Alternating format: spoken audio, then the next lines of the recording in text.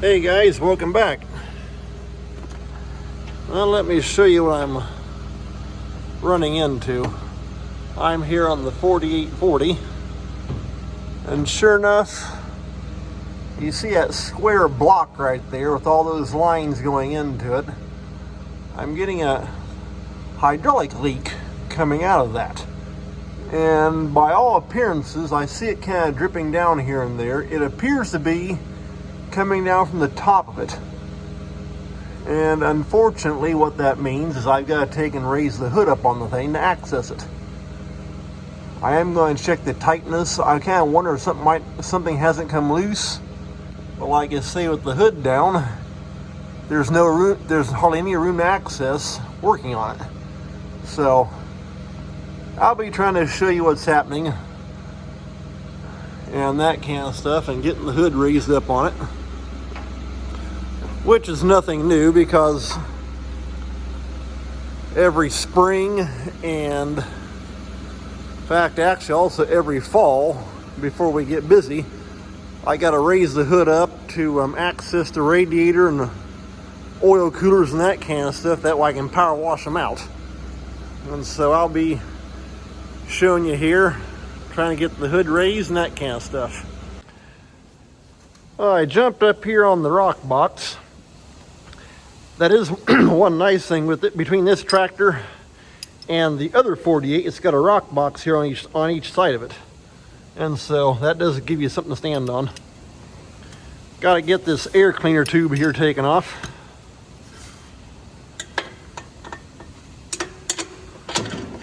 Like I say, I actually do all this every spring anyway.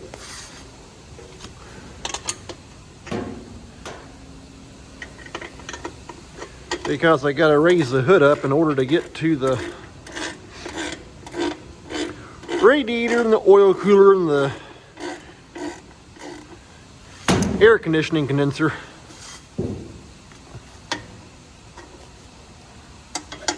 And we're getting there. Should I get that little pinch ring loosened up? There we go.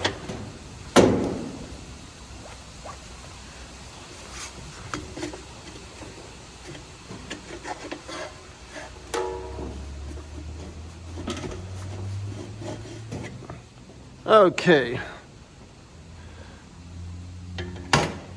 That's got that tube off.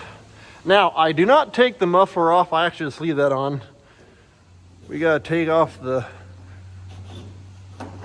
radiator cap, and then also I got to take the fuel cap off.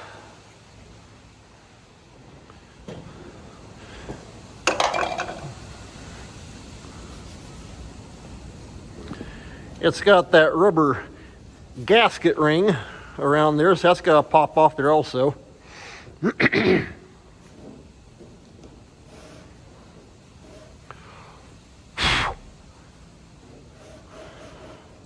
There we go.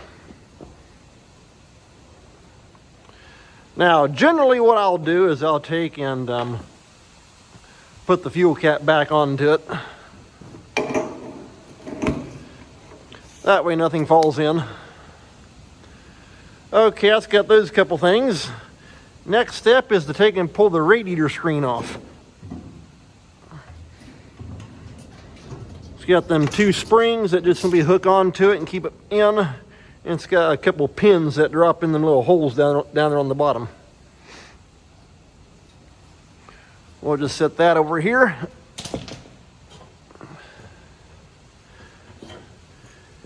And then of course on the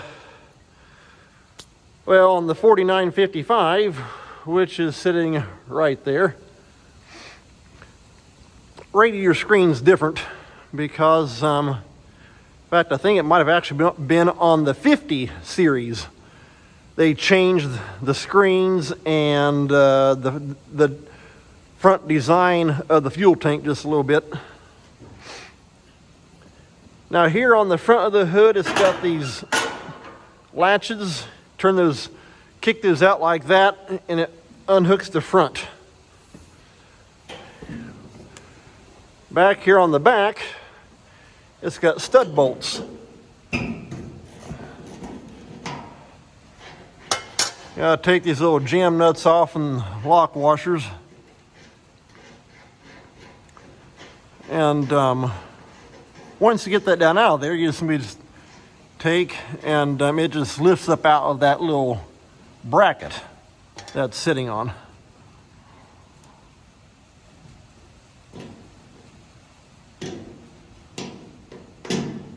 There we go.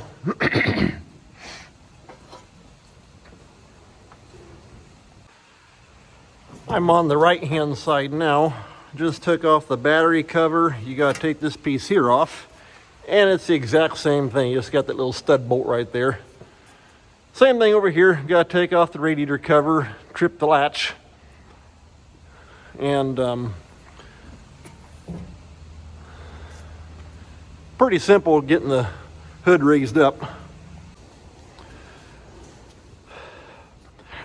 All right, here on the back,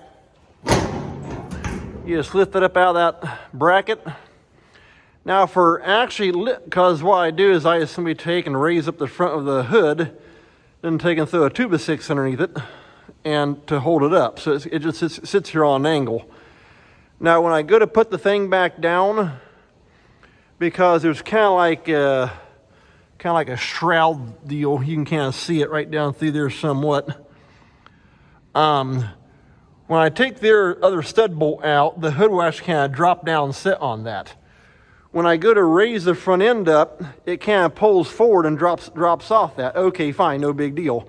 But when you go to put it back on, or put the hood back down, what I'll do is I'll have my dad help me, because we got to get back here and lift up. That way the hood can go back over that shroud piece right there. And so, but other than that though, it's not too big a deal. Then sure enough, I also went to plug this thing in with the block heater, and when I unplugged it, one of the prongs pulled out. So thankfully, in fact, you see that shiny right there? That's the oil that I'm trying to get stopped. That's coming down from that block that's dripping down. That's what actually drew my attention to it. I happened to see that coming down the side of the motor. But thankfully, you just undo that little ring right there, and you can replace that pigtail. Because the block heater itself works fine. It's just the pigtail's gone bad. But thankfully, that's not too big a deal. I'm up here on the front, standing on the front weights. So I've got everything all unhooked, and I got my board right here to set underneath it. Let's see what happens. Okay.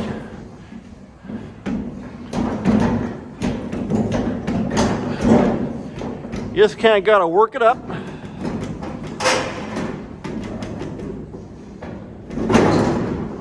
There we are. And like I say, going up's no big deal. It's when you go down is you got to have somebody back here on that back part picking it up.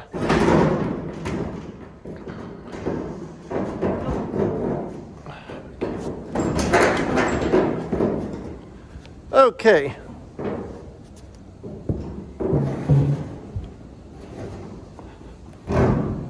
I got the board up underneath there. Let's see what happens.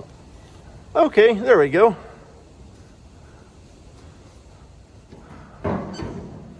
I'll jump down, take a look, and see what things look like back there, but accessing that block piece back in there may be a little bit easier said than done. I'll just have to see what it looks like. Well, just looking at it here, right there it is. You can see it's been kind of wanting to leak somewhat. And so, actually getting to it, I may actually end up having to take and seeing if I can put a board or something here on the back so it actually raises the back up as well. Because I can do that because with the muffler on there, it can sit on two big boards and the muffler will stabilize it. It can't go anywhere. In fact, I almost wish I had my had my boom truck out where I could take like a couple big straps and wrap around the thing. Somebody just take and lift the whole entire thing straight off the tractor. That'd be nice. But I'll see what I can come up with here and try and keep you updated as to what's happening. I wasn't able to get it on video, but yeah, I just took another 2x6, set it right here, and got it sitting up underneath the hood. That way now the entire hood's raised up. And so right there, I've got to try and find out somewhere that's leaking oil. And it appears to be coming down from the top.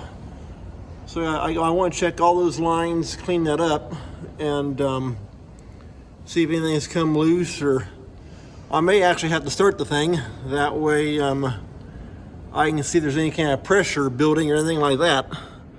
So kind of odd. I grabbed a can of ether here to do a little cleanup with.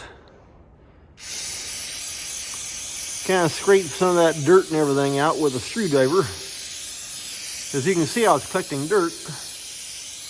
But so far, I'm not exactly seeing where it's coming from.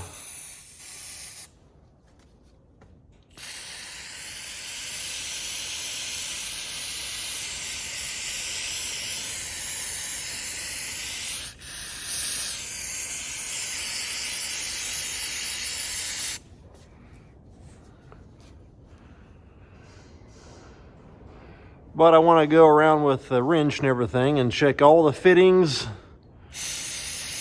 everything like that.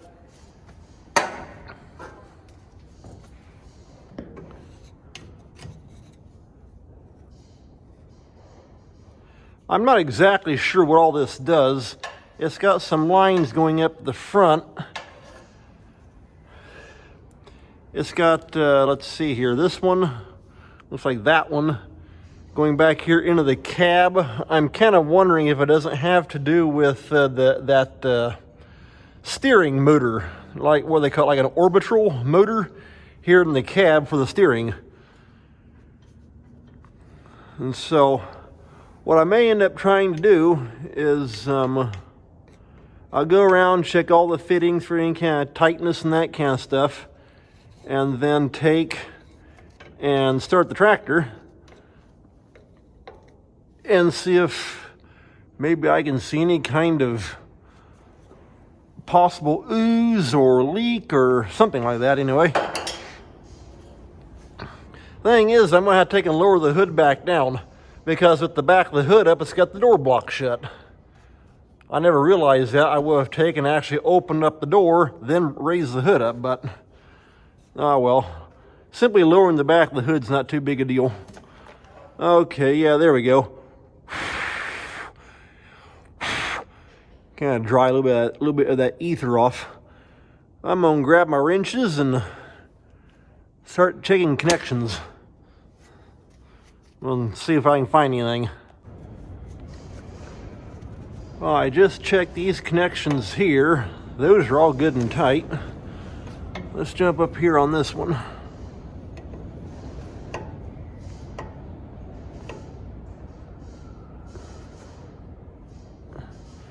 That one's good. I'm just trying back and forth either way.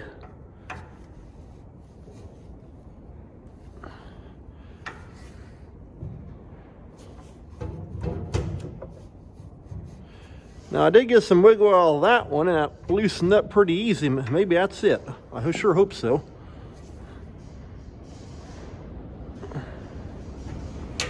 I'm trying either way just in case I can knock it loose.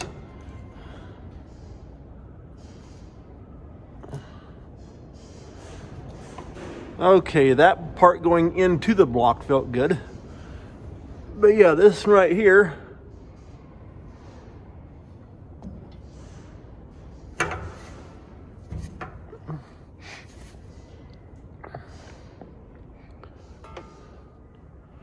hopefully you can see halfway decent. That felt like the loose one. Well, I'm assuming. Heck, you know what? Let's take and spin that back.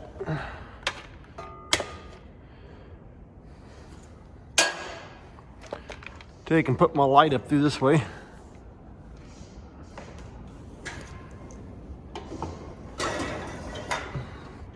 Got stuff falling down behind me. And yes, if you can hear that on the camera, all that racket in the background, that happens to be the wind hitting up against the one shed door. It's running pretty good out there. There we go. That'll work. Grab my can of ether. Let's kind of clean that up. In fact, my dad told me today when I talked to him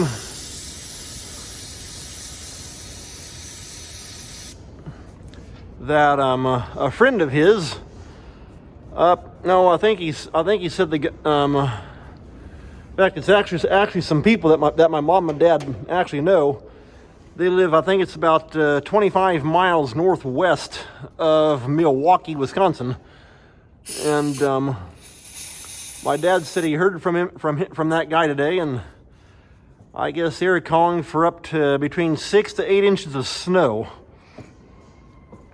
This is Saturday when I'm filming this, the 25th, I think.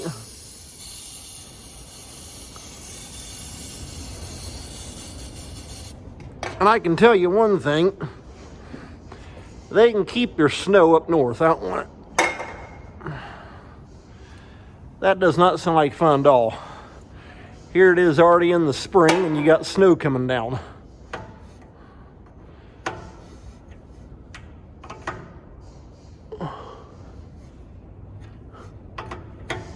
Okay.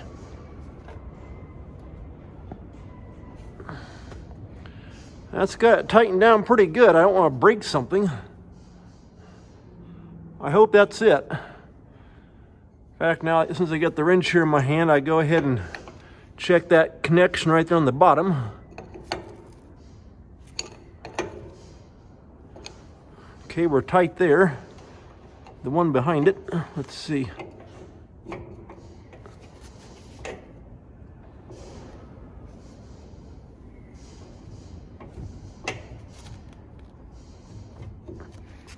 That one feels good. It appeared that the oil was coming down from the top, especially with all that dirt caked around it. And I don't know how well you can see, but this line, let's see if I can move that light back some. That line has an oiliness going, it's like it's traveled up the line. And so I think that might have been it. None of the rest of the lines have that oiliness traveling way back up the line. That one does. I am assuming that was it, because you saw just like you saw me right there when I went to go to loosen it, it actually popped apart pretty easy. And so I'm going to jump down on the other side because there's some lines coming in the back, and we'll check those. Alrighty, as you can see, there's 4 lines coming in here on the right-hand side. And right there's that, you can kind of see that top line, well, maybe, that the light is actually sitting on. Like I say, it's got dirt, there's a dirt line, an oily dirt line that's kind of come up to about right here on that. So I'm assuming that is where the leak was.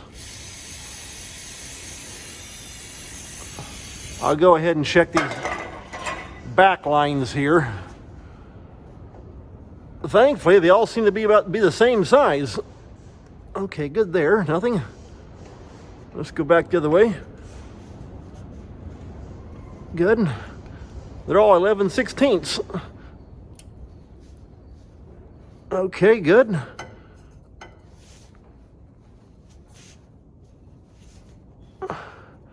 Good.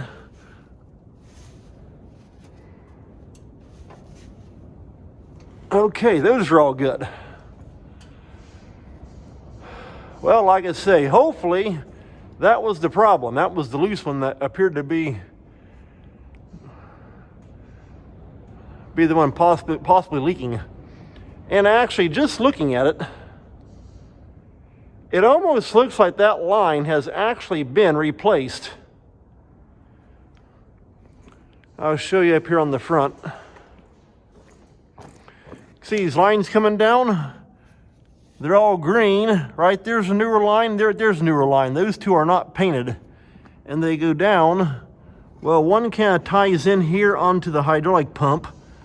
The other one appears to go down into the steering motor that steers the front wheels back and forth.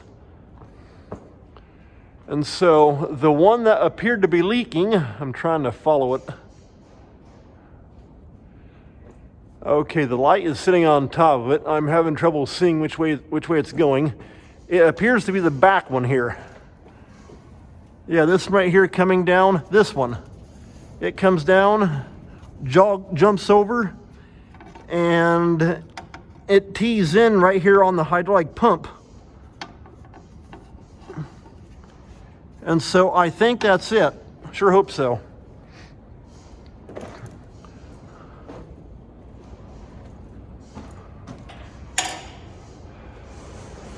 Well, I'll tell you what, I think I fixed that problem anyway. And so I may bring you back in. I'm going to take a look around and see if I can find a pigtail to fix that block heater on this thing. Okay, I found a pigtail. And as far as I know, these are the plug-in that plugs into the heater itself right there. They're pretty much all universal, because that's the same setup right there and everything. It's got two prongs. You just plug it in, tighten the little lock nut down, done deal. Now this pigtail is about 2 miles long. Well, man. Huh. Pretty near 6 feet. But I'll just take and coil it all up with a zip tie, and that should take care of the problem. And that's better than not being able to plug it in at all. Now the problem is trying to get that thing undone. And there's not an easy way to get to it. Stick a pair of pliers in behind that AC pump.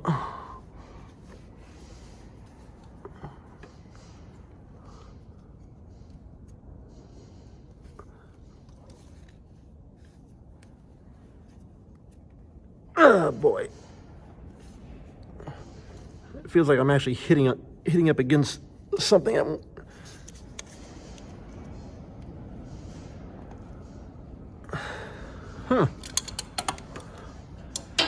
Well, I may have to go grab a pair of channel locks.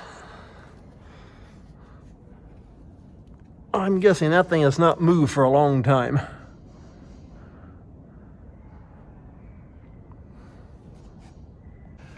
I grabbed a small pair of channel locks. Let's see what that will do. Hey, there we go. That little lock ring's moving a little bit.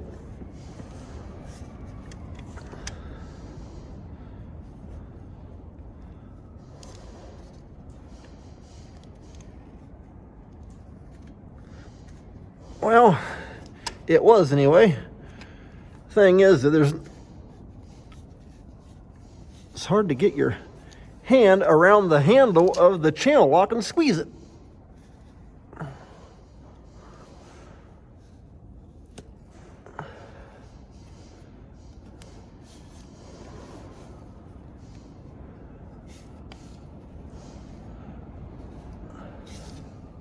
Huh. Well, I got the moves down so far, now the handle of the channel lock is down against the block.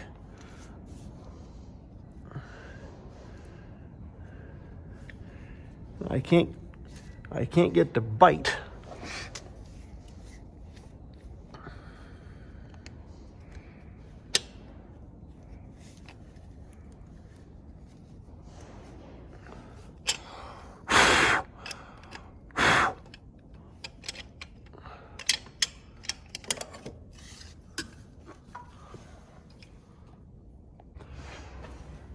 Okay, I'm slowly making headway.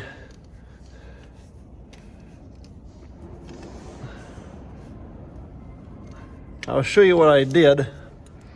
I ran and grabbed me a long chisel right here, because as you saw, it just kept wanting to slip around that. So I dug me some grooves into that to help bite in, and now that's working. I'm able to get a bite onto it. Well, so far. And we're slowly beginning to turn that dumb collar. There we go. That's more like it.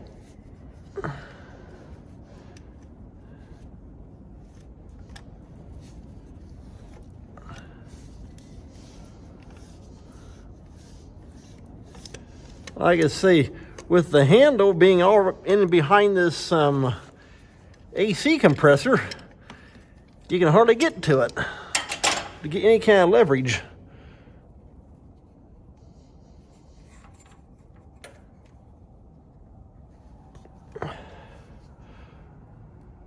Well, it felt like it was about done. Let's see if I can turn out the pliers.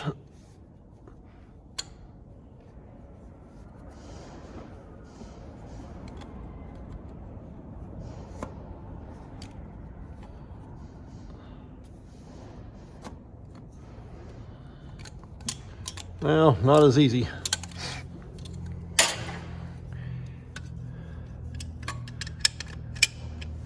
The channel lock wraps more around it to get a better grip.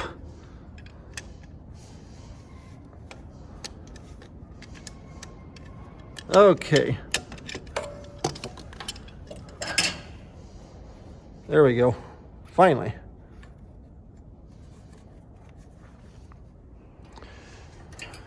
Grab my needle nose pliers.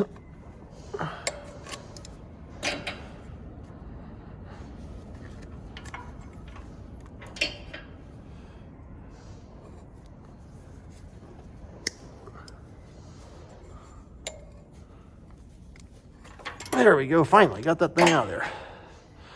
Okay. I think it'll work. Let's take and plug in and see what happens.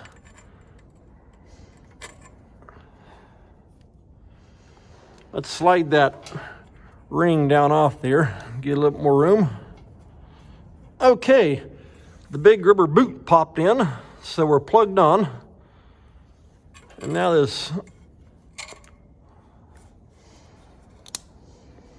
little ring should go up on there. Like I said, I'm pretty sure all these plugs are a universal type plug, so that everything should be the same. Hey, there we go. Ring's going on.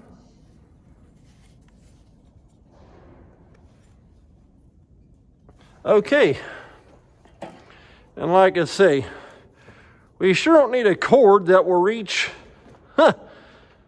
well, let me show you. Here's the end of it, and there's the edge of the dual. It's maybe about 2 inches out beyond the dual. But I'll just take and loop it back and forth right here. Zip tie it down, and that'll work. There we are.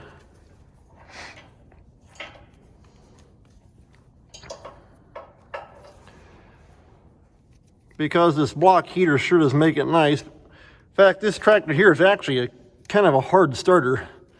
If it's, as long as the ether can is good, you give it one poke on the button, it will start. But having it plugged in is definitely a whole lot better.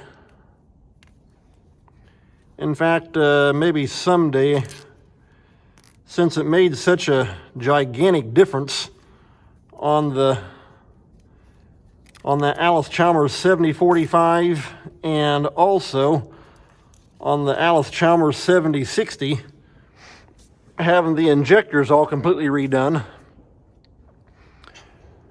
And they start so much better now.